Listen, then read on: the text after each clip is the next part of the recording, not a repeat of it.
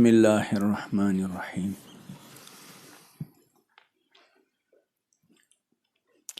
چار چیزوں سے دور رہیں۔ چار چیزیں زندگی میں تنگی، کدورت اور ضیق صدر پیدا کرتی ہیں، دل تنگ ہوتا ہے۔ پہلی بات اور پہلی چیز، اللہ تعالیٰ کے فیصلے اور تقدیر پر اظہار ناراضگی ہو اور اس سے راضی نہ ہونا۔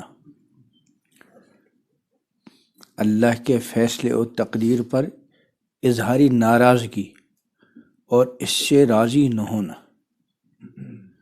دوسرے معاصی یعنی گناہوں میں پڑ جانا اور توبہ نہ کرنا۔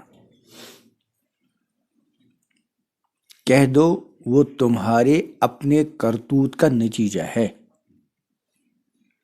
یعنی دنیا میں جو مصیبتیں، تکلیفیں، پریشانیاں آتی ہیں، کہہ دو وہ تمہارے اپنے کرتوت کا نتیجہ ہے، تمہارے اپنے ہاتھوں کی کمائی ہے۔ تو دوسری چیز جو ہے، اس سے دل تنگ ہوتا ہے، کدورت ہوتی ہے، پریشانی ہوتی ہے، وہ گناہ۔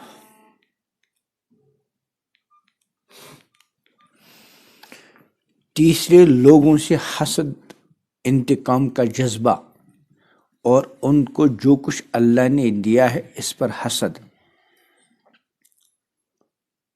تیسری چیز، اس سے دل میں تنگی، کدورت پیدا ہو جاتی ہے، وہ ہے حسد۔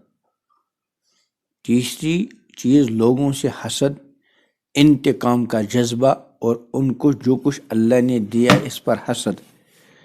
کیا یہ اللہ کے لوگوں کے اوپر فضل پر بھی حسد کرتے ہیں؟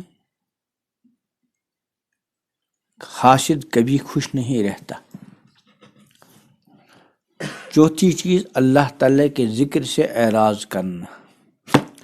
جو بھی میرے ذکر سے اعراض کرے گا تو اس کی زندگی تنگ ہو جائے گی۔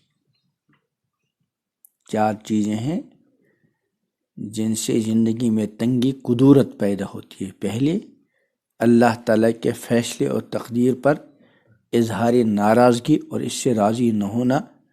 دوسرے، معاصی یعنی گناہوں پہ پڑنا اور توبہ نہ کرنا۔ تیسرے، لوگوں سے حسد۔ اور چوتھی چیز، اللہ تعالیٰ کے ذکر سے اعراض کرنا۔ اللہ تعالیٰ سے لو لگائیے۔ بندے کو سکون تبھی ملتا ہے جب وہ خدائے تعالیٰ سے لو لگائے۔ اس بات کو قرآن کریم میں کئی جگہ بیان کیا ہے۔ فرمایا تو اس نے سکینت نازل کی اپنے رسول اور مومنوں پر۔ پھر اللہ نے سکینت نازل کی اپنے رسول پر۔ سکینت یہ ہے کہ بندہ پورے طور پر رب تعالیٰ کی طرف متوجہ ہو، اس پر کامل بھروسے کی وجہ سے دل مطمئن ہو جائے اور اس پر توکل سے آدمی کا دل ماں سوا سے بے نیاز ہو جائے۔ سکینت اس کو کہتے ہیں کہ نفس کے خدشات ختم ہوں، وہ سکون اور ثبات کی حالت میں آ جائے، گمانوں کے لشکر چھٹ جائیں۔ یہ وہ حالت امن ہے جو اہل ایمان کو حاصل ہوتی ہے۔ یہ ان کو حیرت و اضطراب سے نجات دیتی ہے، شکوک و شبہات ختم کر دیتی ہے۔ یہ کیفیت مختلف ہوتی ہے۔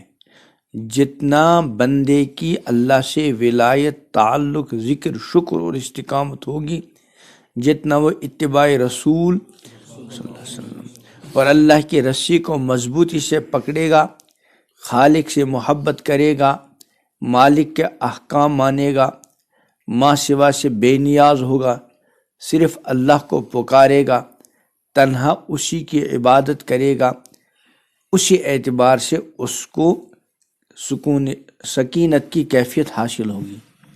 اللہ تعالیٰ ایمان والوں کو دنیا اور آخرت کی زندگی میں قول ثابت کے ذریعے ثابت قدمی عطا کرتا ہے۔ اللہ ہم کو بھی عطا کرے۔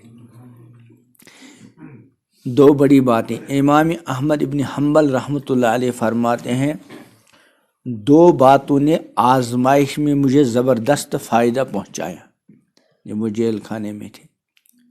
پہلی بات یہ کہ ایک شخص جسے شراب پینے کے جرم میں قید کیا گیا تھا، اس نے کہا، اے احمد، ثابت قدم رہنا، تمہیں سنت کے راستے میں کوڑے لگائے جاتے ہیں، جبکہ مجھے شراب پینے پر کئی بار کوڑے مارے گئے اور میں نے صبر کیا۔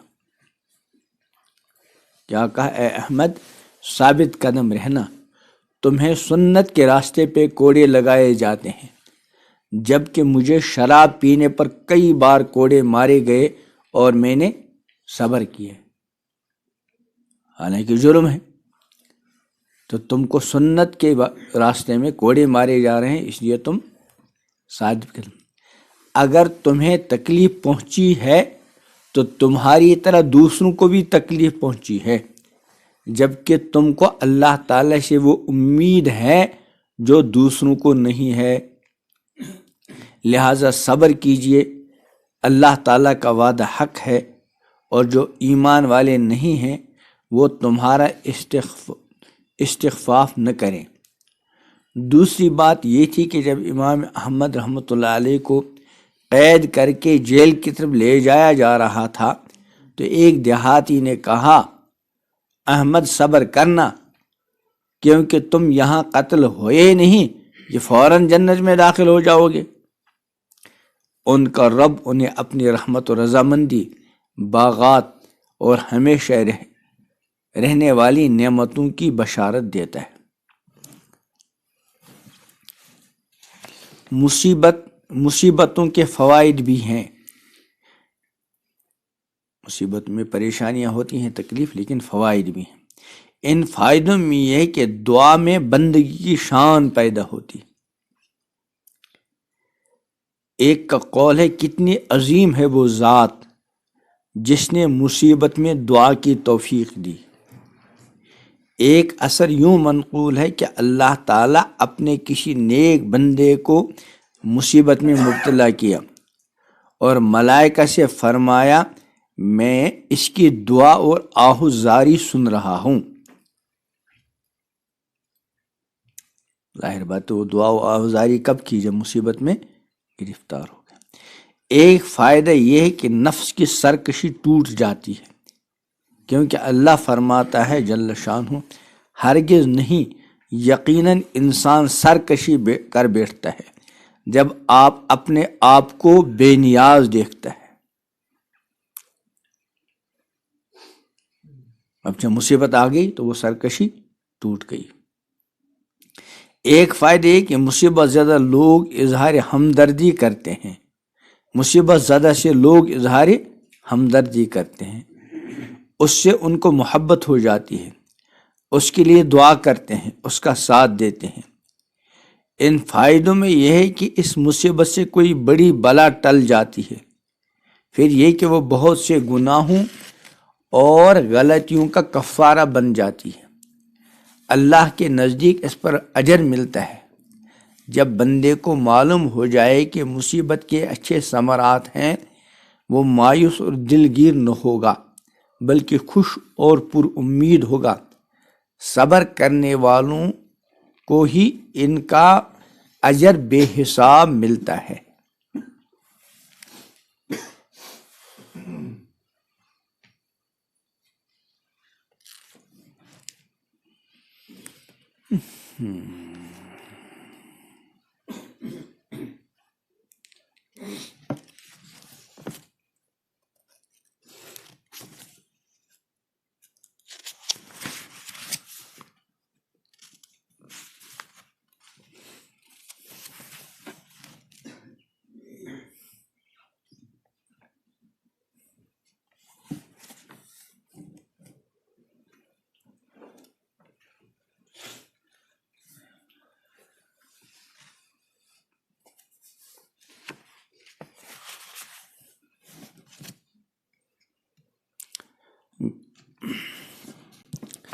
غم نہ کیجیے، بس ہمیشہ اللہ کا ذکر کیجیے، اللہ جل شانہ فرماتے ہیں جان لو اللہ کے ذکر سے ہی دلوں کو اطمینان ملتا ہے، اللہ بذکر اللہ تطمئن القلوب، اور فرمایا مجھے یاد کرو میں تمہیں یاد رکھوں گا، اور مومنین کی صفات بیان کرتے ہوئے ارشاد فرمایا کہ اللہ کو کثرت سے یاد کرنے والے اور یاد کرنے والیاں، ایک جگہ ارشاد فرمایا اے ایمان والو اللہ کو زیادہ سے زیادہ یاد کرو اور صبح و شام اسی کی تسبیح پڑھو، ایک جگہ ارشاد فرمایا اے ایمان والو تمہارے مال اور اولاد تمہیں اللہ کے ذکر سے غافل نہ کریں، اور فرمایا جب بھی بھولو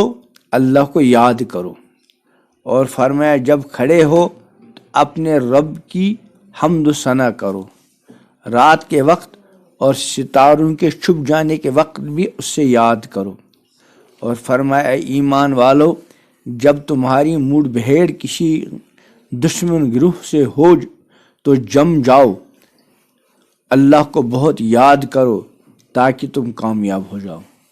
صحیح حدیث میں ہے اس شخص کی مثال جو اپنے رب کو یاد کرتا ہے اور جو یاد نہیں کرتا زندہ اور مردہ جیسی ہے۔ ایک بار آپ نے فرمایا مفردون آگے بڑھ گئے، لوگوں نے پوچھا یا رسول اللہ مفردون کون ہیں؟ آپ نے فرمایا وہ مرد اور عورتیں جو کثرت سے اللہ تعالیٰ کو یاد کرتے ہیں۔ ایک صحیح حدیث میں آیا ہے کہ آپ نے فرمایا کیا میں تمہیں سب سے بہتر عمل نہ بتاؤں جو خدا کو سب سے زیادہ پسند ہے، اور تمہارے لیے سونے چاندی خرچ کرنے سے اور دشمن کے مقابلے آرائی سے جس میں تم اور دشمن ایک دوسرے کی گردنیں مارنے کی فکر میں رہتے ہو؟ لوگوں نے کہا اے اللہ کے رسول صلی اللہ علیہ وسلم ضرور بتائیے۔ فرمایا وہ اللہ کا ذکر ہے۔ ایک حدیث میں ہے کہ ایک شخص نے آ کر کہا یا رسول اللہ اسلام کے احکام تو بہت ہیں، میں بوڑھا ہو گیا ہوں، مجھے ایسی چیز بتائیے جس سے چمٹا رہوں، مطلب ہے کہ فرائض واجبات کے علاوہ جو نفلی معمولات ہیں بہت آپ سے سنی ہے بہت ساری چیزیں، لیکن مجھے کوئی ایسی چیز بتائیے جس سے چمٹا رہوں۔ تو کیا فرمایا؟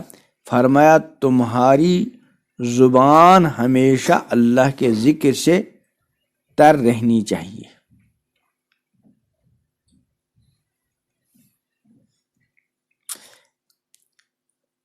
غم نہ کریں اور اللہ کی رحمت سے مایوس نہ ہوں۔ اللہ تعالیٰ کی رحمت سے کافر ہی مایوس ہوتے ہیں۔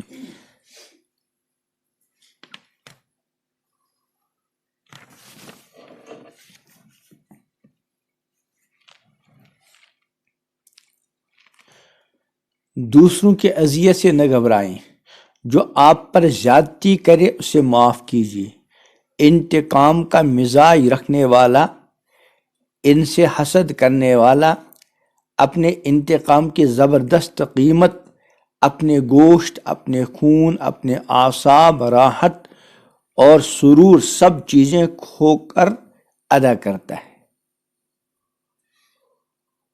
جو آپ پر زیادتی کرے اس سے معاف کریں، انتقام کا مزاج رکھنے والا، ان سے حسد کرنے والا، اپنے انتقام کی زبردست قیمت اپنے گوشت، اپنے خون، اپنے اعصاب، راحت اور سرور سب چیزیں کھو کر ادا کرتا ہے۔ مطلب یہ ہے کہ جس کے اندر انتقام کا جذبہ ہو تو وہ جو ہے اس انتقام کے جذبے کی وجہ سے بہت متاثر ہوتا ہے، حتیٰ کہ اس کے گوشت میں، خون میں، اعصاب میں اثر پڑتا ہے اور راحت وغیرہ سب چھن جاتے۔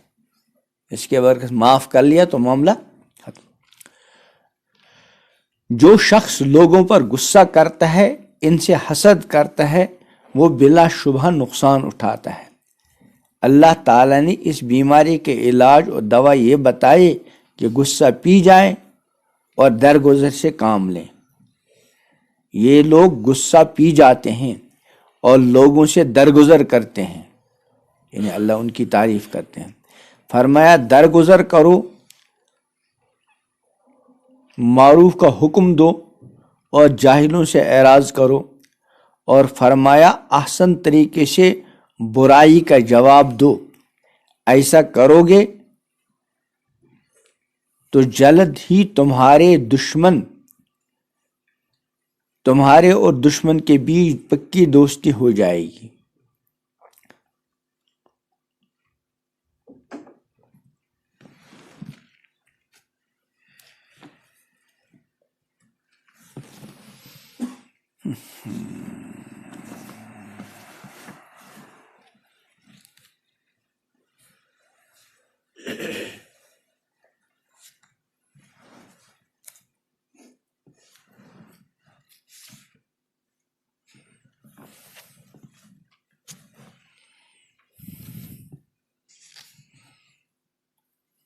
غصہ نہ کریں، اور اگر شیطان کبھی تم کو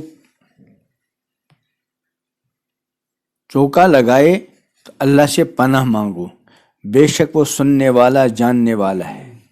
نبی کریم صلی اللہ علیہ وسلم نے اپنے صحابی کو نصیحت فرمائی، غصہ نہ کر، غصہ نہ کر، غصہ نہ کر۔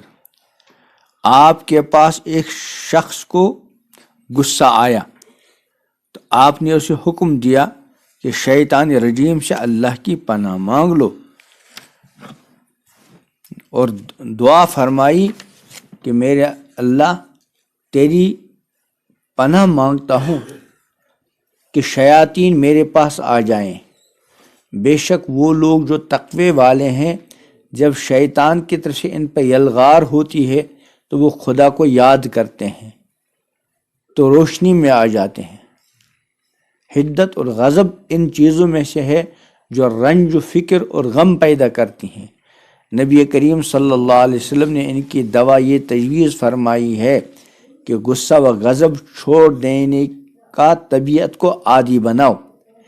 اپنے غصے کو پی جانے والے جب انہیں غصہ آتا ہے تو مغفرت کی دعا کرتے ہیں۔ دوسری چیز وضو ہے، کیونکہ غضب آگ کا ایک انگارہ ہے اور انگارے کو پانی بجھاتا ہے۔ طہارت ایمان کا حصہ ہے، وضو مومن کا ہتھیار ہے۔ غصے کو کم کرنے کی تدبیر یہ بھی ہے کہ کھڑا ہو تو بیٹھ جائے، بیٹھا ہو تو لیٹ جائے۔ ایک چیز یہ ہے کہ خاموشی اختیار کرے، غصہ آئے تو کلام نہ کرے، اور یہ یاد کرے کہ غصہ پی جانے والوں اور درگزر کرنے والوں کو کیا ثواب ملے گا۔ اللہ تعالی ہمارے اخلاق کو درست کر دے۔ اکثر و بیشتر غصے کے بعد انسان کو پچھتاوا ہوتا ہے۔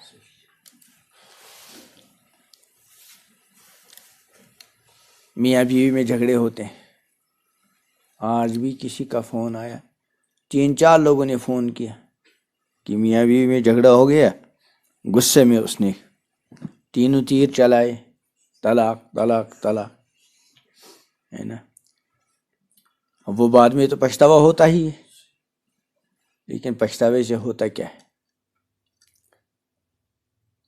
پھر لڑکے کی ماں تو چاہتی ہوگی کہ طلاق وہ نہ ہو، اب وہ کہتی ہے کہ اس نے کہا میں طلاق دوں گا، میں طلاق دوں گا، حالانکہ غصے میں جب ایسا ہوتا ہے تو تھوڑا ہی کہے گا طلاق دوں گا دوں گا۔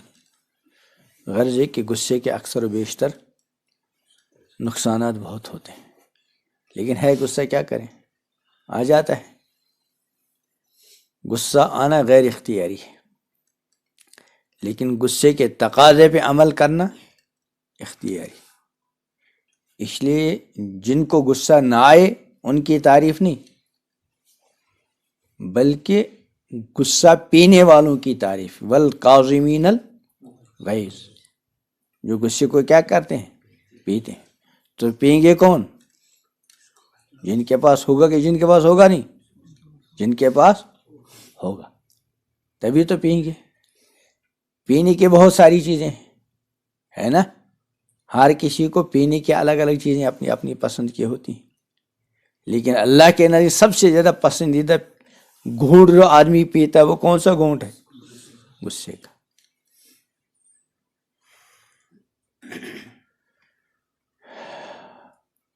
اور وہ بھی خاص کر اپنے والدین وغیرہ کے سامنے. وہاں تو غصہ کرنا دور کی بات, وہاں تو وَلَا تَقُلْ لَهُمَا اف, اف تک بھی مت کہو. اللہ نے حکم دیا وَقَضَىٰ رَبُّكَ أَلَّا تَعْبُدُوا إِلَّا إِيَّاهُ وَبِالْوَالِدَيْنِ إِحْسَانًا إِمَّا يَبْلُغَنَّ عِندَكَ الْكِبَرَ أَحَدُهُمَا أَوْ كِلَاهُمَا, اگر وہ دونوں یا دونوں میں سے ایک بڑھاپے کو پہنچ جائے. جب بڑھاپا آ جاتا ہے تو پھر انسان بعض مرتبہ بچوں کی طرح ہو جاتا ہے. اس نے یہ کہا, اس کا یہ مطلب نہیں کہ جب تک جوان ہو ان کو خوب ڈانٹ ڈپٹ پلاؤ. مطلب یہ کہ جب غصہ یعنی بڑھاپا آ جاتا ہے تو پھر بعض مرتبہ عادات میں کیا آ جاتا ہے, فرق آ جاتا ہے. اس نے کہا ان کو اف تک مت کہو. کہ ایک بڑے میاں تھے, اس نے اپنے بیٹے سے ایک مرتبہ کہا بیٹا وہ کیا ہے وہ درخت پر؟ اس نے کہا کوا. پھر 2 منٹ کے بعد کہا ابا وہ کیا ہے؟ کہا کوا. پھر تیسری بار کہا ارے کہا تو کوا. اب چوتھی بار کہا تو کچھ بڑا لفظ کہا کہ بار بار کہہ رہا ہوں کوا. تو پھر والد نے کہا بیٹا یہ بھی مجھے معلوم ہے کوا ہے, لیکن مجھے یاد ہے جب تم چھوٹے تھے تو میں نے گنا شاید 100 بار تم نے کہا ابا وہ کیا ہے, تو میں نے کہا کوا. تو جس لہجے کے ساتھ میں نے پہلی بار کہا تھا اسی لہجے کے ساتھ جو 100 بار آخری بار تھا اس وقت بھی اس کی میرے لہجے میں کوئی فرق. تم کو میں نے 3-4 بار کہا تو پہلی بار کے بعد ہر بار تمہارا لہجہ تیز ہوتا رہا.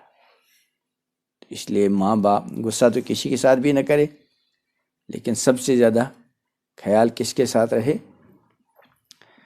وہاں تو اللہ تعالیٰ نے کہا وَلَا تَقُلْ لَهُمَا اف, اف تک مت کہو. وَلَا تَنْهَرْهُمَا, ان کو جھڑکو مت. آگے کیا ہے؟ قُلْ لَهُمَا قَوْلًا. کتنے بجے نماز؟